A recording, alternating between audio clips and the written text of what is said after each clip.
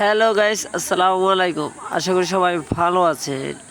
আজকে 7 তারিখ 7 জুলাই হ্যামস্টার কম্বাটের ডেইলি কম্বো প্যাক হচ্ছে। 7 জুলাই daily combo pack first card legal অপশনে লাইসেন্স ইউরোপ। ফার্স্ট কার্ড হচ্ছে license Europe and first card is ready.